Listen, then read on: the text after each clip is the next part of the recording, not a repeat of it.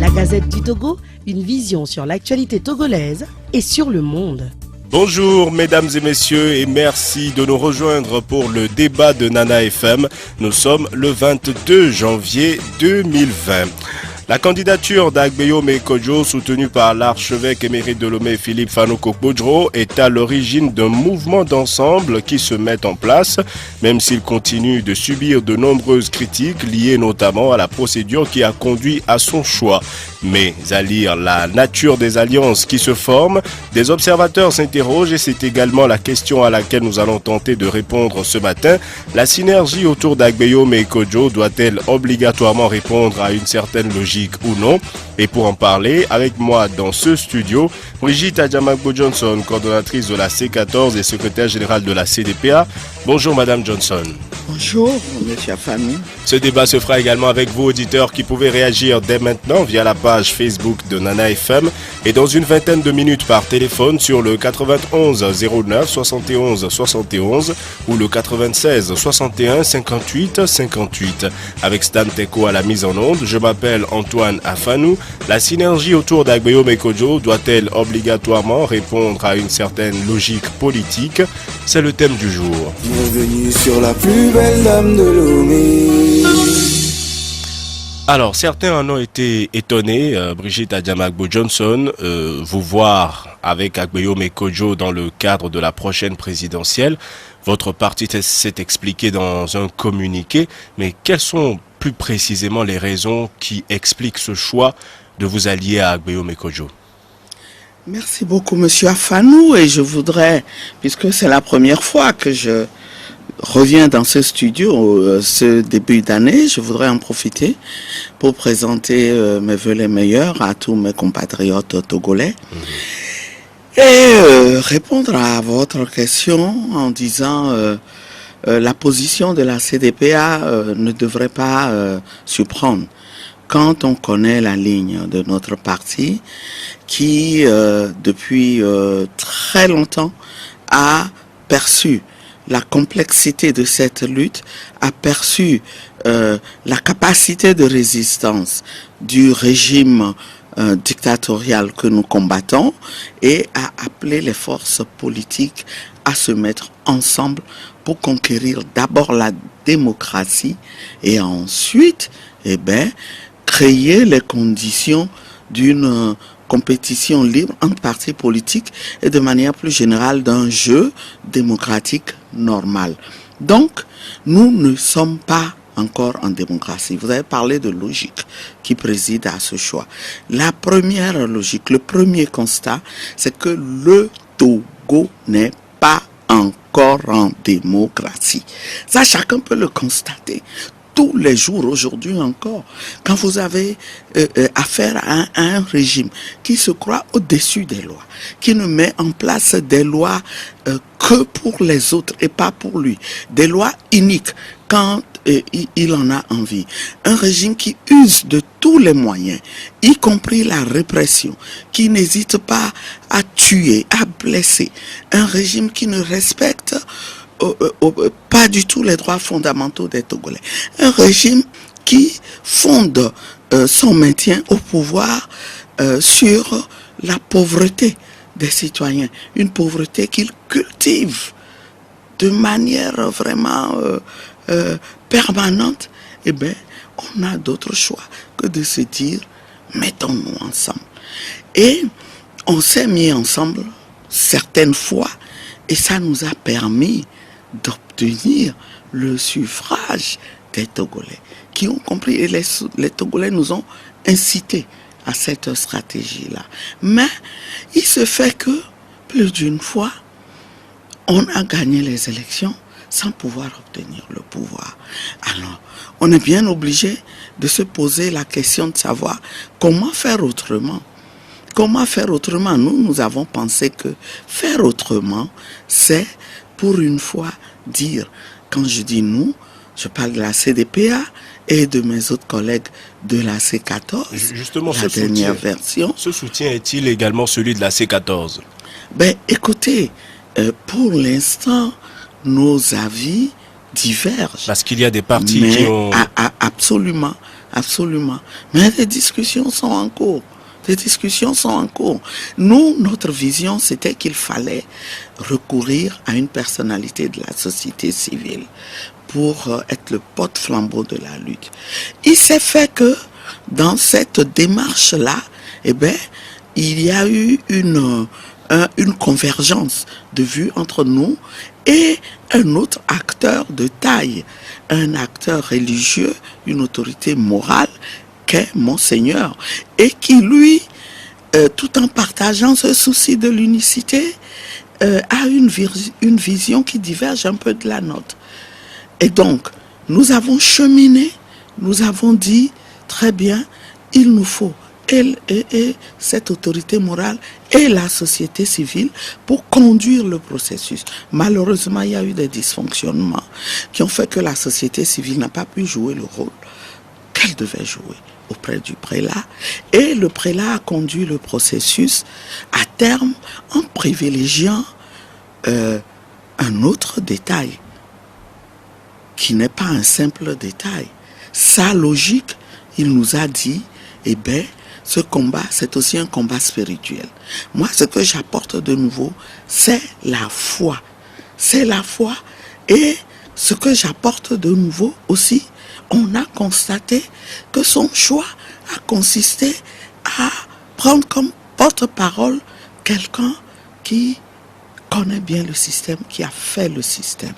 Alors, la logique politique qui nous a conduit à nous ranger, c'est que, eh bien, nous avons tout le temps faire la même chose. Et vous sans voulez résultat. essayer autre chose? Essayons autre chose, faisons autrement, explorons d'autres pistes. C'est une candidature éminemment politique, une candidature de raison. Et nous nous sommes rangés en laissant de côté nos états d'âme, parce que les états d'âme ne font pas la politique. Alors, vous avez expliqué la cohérence de votre parcours. Vous estimez, face à la complexité du système, sa capacité de résistance, vous estimez également que le Togo n'est pas une démocratie, et au regard de la lutte que vous avez eu à mener, vous pensez qu'Agbeyo Mekodjo pourrait être la suite logique à cette lutte. Mais certains estiment que le parcours d'Agbeyo Mekodjo, lui, n'est pas clair. Il a eu, vous l'avez dit, à travailler avec le système. Il a eu à collaborer avec l'opposition dans le cadre du FRAC. Ensuite, il a participé aux dernières législatives que vous, dans le cadre de la C14, aviez boycotté pour des raisons que vous aviez expliquées. Aujourd'hui, il semble être à nouveau du côté des forces démocratiques, entre guillemets. Est-ce que pour vous, ce parcours est clair? Mais écoutez, tout ce que vous venez de dire, on ne peut pas le nier. Mais c'est en connaissance de cause que Monseigneur nous l'a proposé. N'obligez pas à tout dire en public. C'est en connaissance de cause. Et vous remarquerez que la CDPA a dit que de toute façon, concernant le passé lointain et récent du candidat, eh bien, laissons à l'histoire le soin de juger chaque acteur. Vous ne craignez pas un retournement de veste de sa part, parce que c'est ce que craignent certains. Par contre, politiquement, c'est là où il nous faut des gages, c'est là où il nous faut mettre des balises, c'est là où il faut faire en sorte que cet engagement soit un engagement définitif. Et il y a eu des discussions avec le candidat. Et nous pensons que tout le monde a le droit à l'erreur. Nous avons tous le droit à l'erreur. Maintenant, avez-vous foi? Politiquement, il faut mettre des garde-fous. C'est tout. Avez-vous foi en la transparence du scrutin? Parce que les conditions ne sont pas fondamentalement différentes de ce qu'elles étaient en décembre. Par contre, cette question que vous évoquez, c'est un vrai défi. Bien malin. Celui qui pourrait dire... Ce scrutin-là, même si nous obtenions toutes les conditions de transparence, je vous assure que cette question devra être une préoccupation du début jusqu'à la fin du scrutin et jusqu'à la proclamation des résultats. Cela impose de mettre en place un mécanisme de vigilance, de contrôle et de surveillance des opérations de manière à ce que ce à quoi nous avons assisté par le passé ne puisse plus se reproduire. Cela suppose une ferme volonté de revendiquer la victoire du peuple. Cela a été fait aux échéances passées. Avec le peuple, bien entendu. L'ANC a marché durant des semaines pour réclamer sa victoire. Je suis désolé.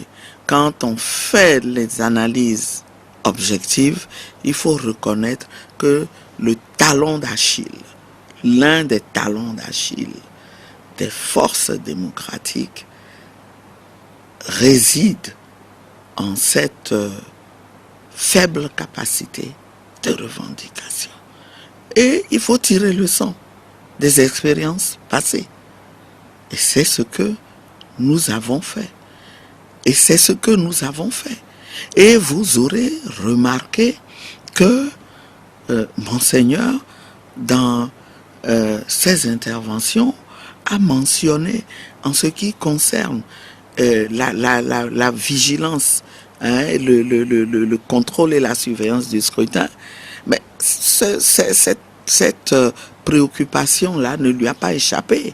Et il a fait des propositions.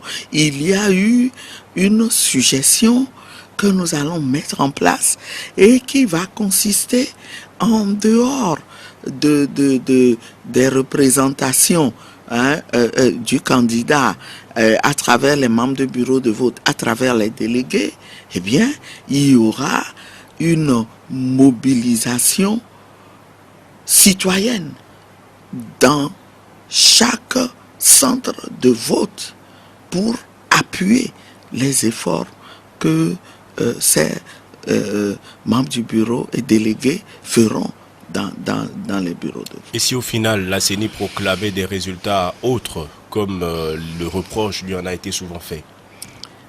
Vous savez,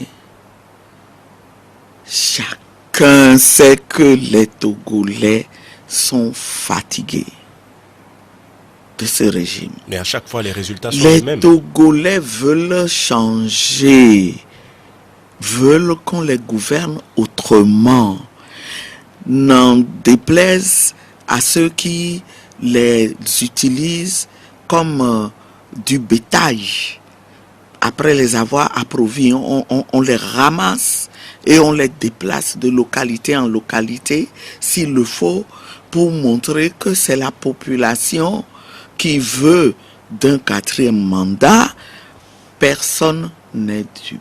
Pas même les chancelleries, pas même les observateurs étrangers. Maintenant,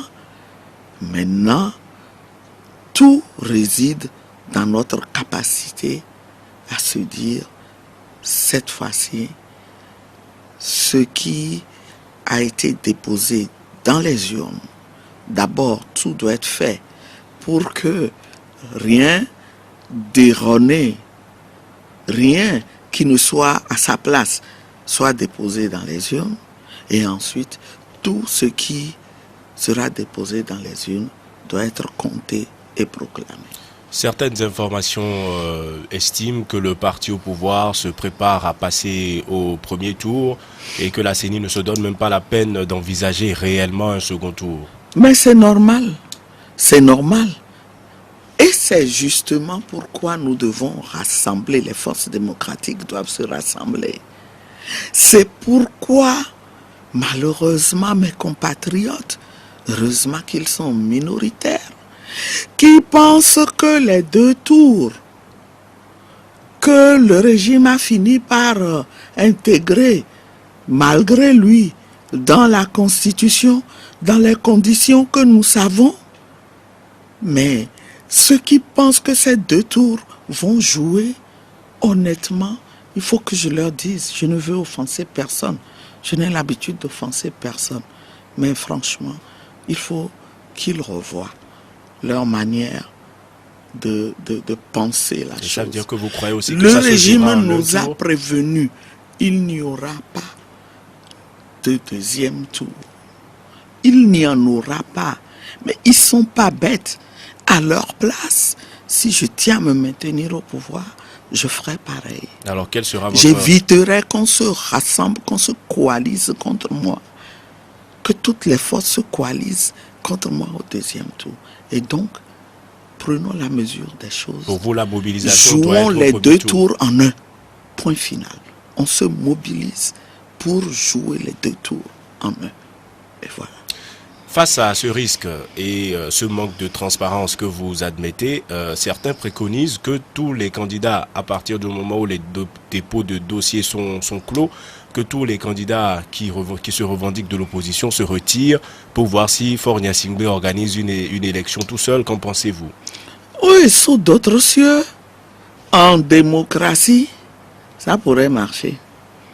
Dans un pays démocratique, ça pourrait marcher.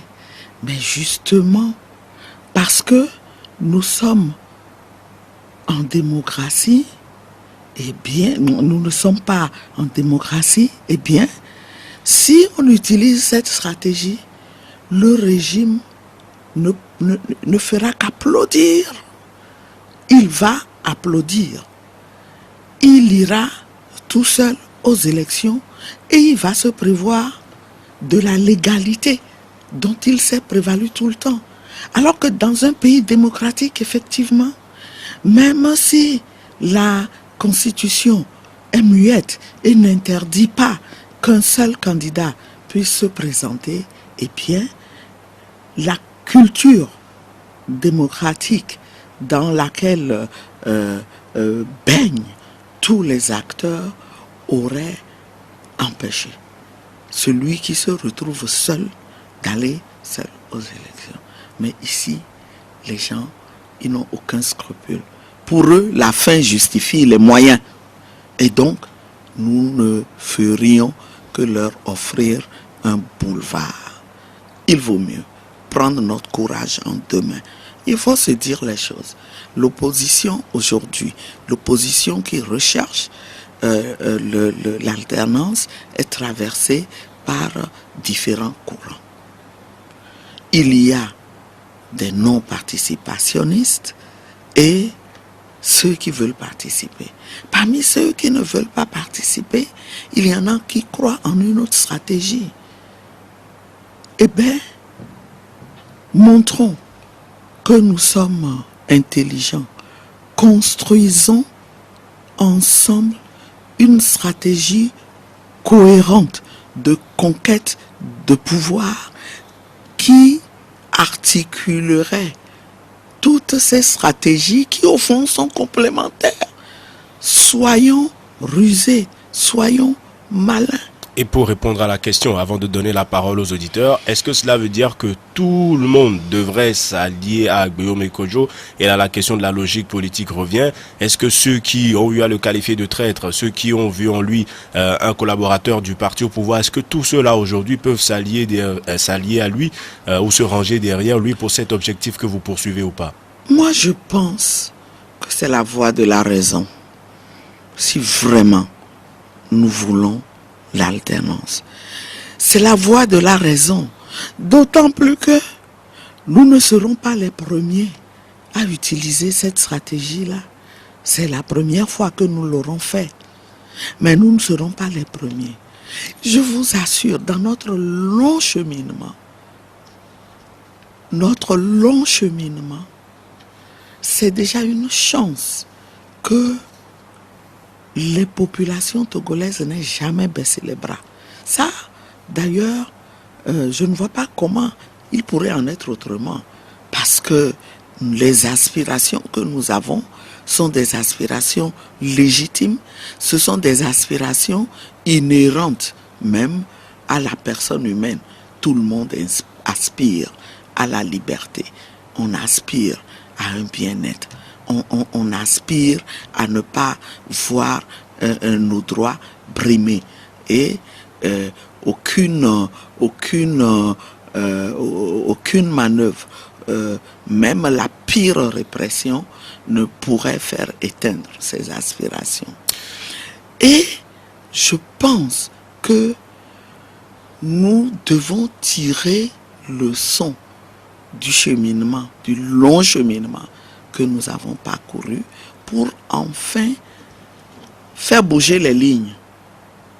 On peut même considérer que ce sera une étape, si ce n'est pas encore l'alternance telle que nous la désirons, au sens de voir un acteur vraiment un démocrate, n'ayant jamais participé à la gestion du pouvoir, qui prend le pouvoir. Et bien, ce sera une étape par laquelle nous passerons, parce que ce sera une transition vers laquelle nous irons pour préparer les choses, préparer la voie à ce que de nouvelles figures émergent et nous allons et gèrent. Bientôt évoquer vos rapports avec l'ANC de Jean-Pierre Fabre, mais avant nous ouvrons le standard, le 91 09 71 71 ou le 96 61 58 58. À votre avis, la synergie autour d'Agbeyo Kodjo doit-elle obligatoirement répondre à une certaine logique politique ou pas? Le 91 09 71 71, auditeur en ligne, allô? Allô. Bonjour. Bonjour, monsieur Antoine. Monsieur Koko, comment allez-vous? Ça va très bien. Allez-y, nous vous écoutons d'Agoué. Je salue madame. Bonjour, mes chers compatriotes. Monsieur Antoine, vous pouvez me rappeler le thème? La synergie autour d'Agbeyo Kodjo doit-elle répondre à une certaine logique politique ou pas? Monsieur Antoine, je pense que le peuple togolais... Vous voulez bien parler un peu plus fort, s'il vous plaît? Je dis, aujourd'hui, le peuple togolais doit savoir que tous ceux qui discutent sur la tenance pour ce pays-là, ils ont tous tendu la tenance. Monsieur Kokou, allez-y rapidement et parlez fort, on a du mal à vous entendre. Aujourd'hui, madame me dit que le choix d'Agbeyo est le choix de Monseigneur. Je ne sais pas pourquoi on nous dit que c'est le choix de Monseigneur. Or, dans leur communiqué même, on a dit que les candidats se sont présentés à une charte que le comité des sages a écrit. Et puis c'est M. Agbeyo qui répond à ces critères parce que étant le régime. Et pourquoi on nous dit aujourd'hui que c'est le choix de Monseigneur? Bien, ce sera tout. Non, allez-y. Et cependant, aujourd'hui, madame Damago, je pense que c'est une femme qui connaît le droit. Tout ce que la législature présente fait aujourd'hui, on viole les textes. Pourquoi est-ce qu'on n'attend pas ces hommes politiques, ces femmes politiques qui connaissent le droit, expliquer au peuple que ce qu'on a fait dans ce sens n'est pas bon, ce qu'on a fait dans ce sens, on a violé les droits. On ne nous dit rien, on se tait. C'est lorsque un seul parti, comme l'ANC sort, on dit que non, qu'il n'a pas la prérogative de saisir la Cour constitutionnelle. Pourquoi est-ce que les constitutionnalistes qui sont dans l'opposition ne nous expliquent pas ce qui se fait, si ça respecte les règles ou pas? Bien. Ma question. Merci Monsieur Koko d'avoir participé au débat. Passez une bonne journée. Le 91 09 71 71 ou le 96 61 58 58. À votre avis, la synergie autour d'Agbeyo Kodjo doit-elle répondre à une certaine logique politique? Un autre auditeur en ligne, allô? Allô. Bonjour. Bonjour, mon directeur Afano. Monsieur Sibiti, comment allez-vous? Ça va. Bonjour, ma présidente. Bonjour, Papa Sibiti. La fille de mon éminent docteur Adjamago. Allez-y. Allez-y, nous vous écoutons. Je vous souhaite tous une bonne chance, une réussite, parce que quand vous refusez la chance à votre prochain, Dieu vous ne vous la donnera pas. Aujourd'hui, ma directrice, ma présidente, voilà, Agbeyo là, il est confronté à une force, le pouvoir, qui a ses adeptes, je vais parler du Nil. Et puis de l'autre côté, vous avez ce qui a la popularité et le président Jean-Pierre Fabre. Comment s'en sortir? Comment s'en sortir? Ma présidente, la fille, je répète encore, la fille de mon éminent docteur Adamago qui a fait de l'hôpital de Bassar ce qu'il est aujourd'hui. Aucun n'a pu le faire. Merci, je vous cherche aussi, comme vous avez dit que vous me cherchez. Pour vous rencontrer. Merci. Bonne journée, Monsieur Sibiti. Merci d'avoir participé au débat. Nous allons prendre encore un auditeur en ligne et laisser réagir Brigitte Adjamagbo Johnson. Olivier sur la page Facebook de Nana FM écrit « Pas du tout. Quelle logique politique dans un pays où la politique au vrai sens du mot n'a pas encore existé. L'objectif doit être unique. L'histoire semble avoir rattrapé l'opposition. Conflit des puissants égaux entre les présidents de partis CAR et l'UTD législative 94. Un autre auditeur en ligne. Allô? Allô? Bonjour. Bonjour, c'est M. Kolani depuis Aguerre. Monsieur Kolani, comment allez-vous? Je me porte très bien. Allez-y, nous vous écoutons. D'abord, il faut dire beaucoup de courage à la dame qui est sur le plateau. Et à l'entame de l'émission, elle a dit quelque chose qui est important. Nous sommes à la conquête de la démocratie. Donc le choix d'Agbemé aujourd'hui ne nous pose pas le problème pour le moment. Comment faire pour faire partie de ce régime et entre nous, assurer une démocratie? Donc c'est pas que nous sommes contents avec Agbemé, mais le choix de Prélat, nous tous on le disait plusieurs fois sur les antennes, nous attendons le choix de Prélat. Même à la veille en 2018, quand on a fait les élections législatives, Madame Adjamagbo a dit oui, aujourd'hui c'est une affaire de tout le monde, la société civile, tout le monde, il faut qu'on s'unisse pour faire face à ce régime. Mais on n'a pas eu cette coalition. Finalement, si ceci est né, on est obligé de faire avec en attendant que ce régime passe et on a une démocratie que même ce régime va bénéficier. Et Agbemé aujourd'hui est la personne la mieux indiquée pour le moment pour faire ce combat. Bien. Donc je ne vois pas de polémique. Bien, Hein? merci. Donc moi je l'ai dit plusieurs fois sur votre antenne que je suis son directeur de campagne à Aguerre. Je me suis autoproclamé. Merci à Monsieur Kolani d'avoir participé au débat. Passez une bonne journée. Biam Borosi sur la page Facebook de Nana FM partage votre opinion. Il dit que ce dont le Togo a besoin aujourd'hui, c'est un nom qui puisse rassembler. Et comme on peut le voir, il pense que le nom d'Agbemé Kodjo le fait. La preuve, c'est qu'il n'y a qu'autour d'Agbemé Kodjo qu'un parti comme le NI peut se ranger. Alors, on a eu Kokou d'Aguerre qui dit qu'après avoir évoqué le comité des sages, pourquoi on leur dit aujourd'hui qu'Agbemé Kodjo a été choisi par Monseigneur Kodjo? Vous l'avez suivi un peu? Oui, j'ai suivi Monsieur Kokou, que je salue en passant, hein, encore une fois. Voyez-vous, je pense que nous sommes en train d'écrire des pages de notre histoire. On vit des moments importants de notre histoire.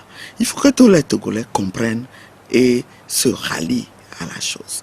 Voyez-vous, Monseigneur s'est impliqué, il a dit, moi je suis comme le sage Siméon qui a demandé au Seigneur la grâce de voir le petit enfant Jésus avant de mourir. Vous vous souvenez quand il a commencé à s'exprimer, il a dit, c'est cette grâce, c'est cette prière que lui aussi fait. Qu'on lui donne la grâce de voir l'alternance avant de mourir. Et il travaille donc dans cette logique-là de foi. Je pense qu'il faut mettre ça dans la balance. Il faut mettre dans la balance parce que je pense que tous les Togolais admettront que la situation du Togo, les difficultés que nous avons à aller vers la démocratie sont telles que on est fondé à dire que le combat est spirituel. Il est fortement spirituel. Donc, nous devons allier le spirituel au politique. Et quand il dit, M. Kokou dit, c'est les sages. Les sages n'ont pas choisi pour Monseigneur. Monseigneur nous a expliqué qu'il a eu recours à eux pour échanger avec les candidats. Et ce qu'ils ont fait des propositions. Mais parmi les propositions qu'ils ont eu à faire, ils en ont classé 4, je pense. Monseigneur, dans sa logique, était libre de dire non, c'est le 4e qu'il faut. Puisque, d'après ce qu'il nous dit, et on n'a pas en douté, moi je ne veux vraiment pas douter de la bonne foi de cette personnalité dont nous connaissons tous le parcours dont nous connaissons l'attachement à son pays. Donc, il aurait pu prendre le 4e ou le 2e. Il a dit, ok, il se fait, dans sa présentation, le jour où il désignait le candidat, il se fait que ce qui est, le nom qui est classé en premier correspond avec ce à quoi lui aussi il pensait. Écoutez, je pense que nous allons, le combat, nous sommes à la veille du combat et nous ne devons pas tergiverser. Allons au combat. Monsieur Kokou, je connais votre détermination à aller à l'alternance. Et aller à l'alternance n'est pas forcément compatible avec la défense des intérêts partisans. Que ce soit ses propres intérêts ou des intérêts d'autrui. Ce n'est pas forcément compatible. Ouvrons enfin les yeux et allons chercher la Et M. Siviti dit qu'avec Jean-Pierre Fabre à côté, comment est-ce que vous allez vous en sortir? Hier, on a aperçu Agbeyo Mekodjo à la conférence de presse organisée par l'ANC. Les journaux parlent d'un pas d'Agbeyo Mekodjo vers Fabre. Vous y croyez toujours à un ralliement? Parce que à l'ANC, on semble déterminé à y aller. Mais l'enjeu est trop important pour ne pas y croire. Et nous encourageons le candidat à ne jamais cesser cette démarche-là jusqu'à la dernière minute. Je voudrais dire quelque chose. Monsieur Sibiti lui-même met le doigt sur le fait que Monsieur Kodjo a en face de lui le régime. Oui, parlons-en. Parlons-en et je voudrais dire aux Togolais que moi, dans un combat où mon adversaire semble vouloir dénigrer le porte-flambeau et semble vouloir nous exhorter à aller dans une autre direction, moi, par réflexe, je prendrai la direction contraire. Aujourd'hui, mais si ce candidat de Monseigneur n'était pas un bon candidat, mais le régime n'aurait qu'à applaudir et à se dire, ça y est, on les a eus, ça y est, on va gagner. Mais ils ne le font pas. Au contraire, ils s'emploient tous les jours à le dénigrer et tous les jours à faire des allusions, à nous pousser à faire un autre choix. Eh bien, je n'irai jamais dans le même sens que mon adversaire, parce que je le connais, mon adversaire. Et M. Kolani, il soutient Agbeyo Mekodjo, il pense qu'il n'y a pas à polémiquer.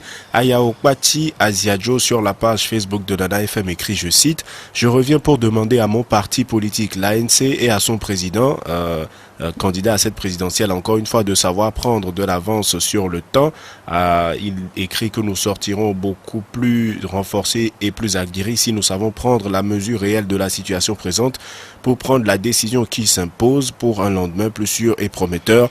Fin de citation. Nous avons le temps de prendre 2 auditeurs en ligne. Allô? Allô, bonjour. Bonjour. Oui, c'est M. Kodjo. Kodjo, comment allez-vous? Ça va bien. Allez-y, nous vous écoutons. Nous saluons notre invité. Bonjour, M. Kodjo. Moi, je vais vous dire quelque chose, la vérité. Notre invité, elle nous trompe. Monsieur Kodjo. Oui, je vous dis la vérité. Oui, c'est votre vérité, Monsieur Kodjo. Ce que nous voulons savoir, c'est à votre avis, est-ce que vous pensez que les alliances autour d'Agbeyo Mekodjo doivent répondre à une logique ou pas? C'est la question. Ça n'aboutira à rien. Bon. Revisitez toutes les émissions que vous avez faites. Et les passages à la radio de Madame Adjamagbo. Une fois, pendant la crise, je lui avais posé une question et elle avait dit que bon, que après elle va m'appeler, on va en discuter. Tout ce qu'elle a dit, tout est faux.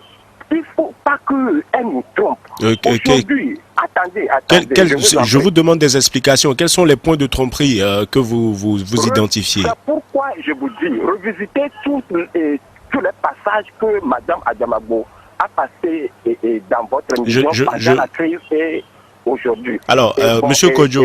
On n'a pas beaucoup de temps. Oui, justement, c'est pour cela, Monsieur Kodjo. Je peux vous assurer que j'ai globalement en tête tout ce que Madame Adjamagbo affirme sur ce plateau et le contexte n'était pas le même. On parlait de législative, on parlait de local, on parlait de la C14, mais aujourd'hui il est question de présidentielle et de la personne d'Agbeo Mekodjo. Est-ce que vous pensez qu'il devrait qu'il y ait des alliances? Aujourd'hui, dans la C14, on veut manifester. Les organisations de la société civile veulent manifester. Ils n'arrivent pas. Qui ont soutenu cette loi? Monsieur Agbomé a fait partie. Maintenant, Maintenant, Monseigneur Kodjo nous avait dit que tous ceux qui sont à l'Assemblée, ce sont des députés nommés. Pendant la crise, Monsieur Maître Agboibo, qui est plus âgé que Monsieur Agbomé, a manifesté. Souvenez-vous, Alors, Monsieur Kodjo, vous l'avez dit vous-même, nous n'avons pas beaucoup de temps. Est-ce que c'est pour expliquer que pour vous, le choix d'Agbeo Mekodjo n'était pas le bon, en résumé? Moi, je ne peux pas le voter. Parce qu'il a eu à soutenir un certain nombre de choses, comme vous l'expliquez bien. Là, c'est clair. Merci, Monsieur Kodjo. Brigitte Adjamagbo Johnson vous répond dans quelques instants. Le temps de prendre un dernier auditeur en ligne, le 91 09 71 71. Allô? Oui, allô? Bonjour. Oui, c'est Samuel d'Avedji. Samuel, comment allez-vous? Oh, ça va bien. Allez-y, nous vous écoutons. Moi, ce qui me gêne chez les Togolais, je me pose la question de savoir, nous voulons l'alternance ou bien on ne veut pas l'alternance au pays. Moi, je vous assure que je ne comprends pas les Togolais, quoi. On cherche un pouls sur un crâne rasé. À chaque moment, quoi, Agbeo fait ceci. Agbeo, mais il n'a pas le crâne rasé, hein, Samuel. Oui, c'est-à-dire, vous voyez, je ne veux pas, vous voyez ce que... Je sais, c'est une image. Oui, allez-y. Dans le passé et autres, on veut l'alternance ou bien on ne veut pas l'alternance. Donc pour vous, il ne doit pas y avoir de conditions, tout le monde doit se rallier. Mais c'est normal. Bien. Merci Samuel d'avoir participé au débat. Vous étiez le dernier auditeur que nous pouvions prendre ce matin. Alors avant Samuel, il y a eu Kodjo qui pense que Agbeo Mekodjo a soutenu la loi qui restreint la liberté de manifestation. Il a voulu donner d'autres exemples, mais malheureusement on n'en avait pas le temps. Vous avez compris, vous savez de quoi il parle. Oui, je voudrais rassurer mon compatriote Kodjo et lui dire, quand il parle de tromperie, je n'en fais jamais en politique. Je n'en fais jamais parce que j'ai mes convictions. Mais ce à quoi je voudrais l'exhorter, c'est d'essayer de sortir d'une certaine manière de penser. Tout ce qu'il dit là au sujet de Agbeo Mekodjo est juste, c'est vrai, c'est établi. Mais on lui dit, malgré ça, c'est une autre démarche que nous voulons utiliser cette fois-ci. C'est en connaissance de cause que nous voulons dire, faisons un autre choix qui soit plus politique. C'est une candidature de raison. J'ajouterai une candidature de ruse. Et je dis, ce n'est pas parce qu'on aura choisi M. Agbeo Mekodjo qu'on l'aura blanchi. Il y a d'autres mécanismes. L'histoire, laissons à l'histoire le soin de juger les actes que chacun a posés. Donc, Monsieur Kodjo, vous avez mal au cœur. Vous voulez l'alternance. Rentrez en vous-même, refaites l'analyse et rejoignez-nous très rapidement. Et Samuel se demande, est-ce que les Togolais veulent l'alternance? Je voudrais vous dire que ce raisonnement que vous faites, Monsieur Kodjo, je ne sais quel âge vous avez. On l'a fait déjà avant vous, dans ce long cheminement que nous avons connu. Quand, entre-temps, il était question de soutenir la candidature de Monsieur Edem Kodjo. Et il y a eu des forces démocratiques qui ont fait le même raisonnement, lié au poids politique, lié au passé du candidat, et notamment à ses liens avec le régime, pour dire pas question, jamais, pas question. Et la pression a été tellement forte que à la dernière minute, nous avons demandé à ce candidat de se retirer. Il s'est retiré à contre-cœur. Mais aujourd'hui, quand on refait l'analyse du chemin parcouru et qu'on voit les opportunités ratées le long du parcours, eh bien, on cite cette opportunité-là de l'élection présidentielle de 94 comme une des plus grandes opportunités que nous avons ratées et qui font qu'aujourd'hui, nous en sommes encore à rechercher la démocratie. On aurait pu avancer d'une certaine manière et améliorer après les choses. Voilà. Samuel Davedi, est-ce que les Togolais veulent l'alternance ou pas? Et il ne comprend pas leur réaction. C'est ce mais je dis qu'il a raison. Il a raison. Et puisque nous allons vers la fin, je veux exhorter tous les Togolais à se comporter comme M. Kolani, qui s'est proclamé directeur de campagne du candidat unique à Agoé. Non pas parce qu'il aime le candidat unique, non pas parce qu'il dit que le candidat unique est blanc, comme neige. Encore que, si on voulait rechercher parmi tous les acteurs, ceux qui sont blancs comme neige, eh bien... Sur la terminologie candidat unique, certains pensent que c'est un abus à partir du moment où il y a plusieurs autres candidats qui se revendiquent d'opposition également. Mais oui, quelle autre terminologie vous voulez qu'on utilise? Moi, j'ai toujours utilisé cette terminologie. La CDP a toujours utilisé. En 2015, nous avions un candidat unique. Mais il s'est fait que tout le monde n'a pas voulu rallier ce candidat unique. Ce n'est pas pour ça.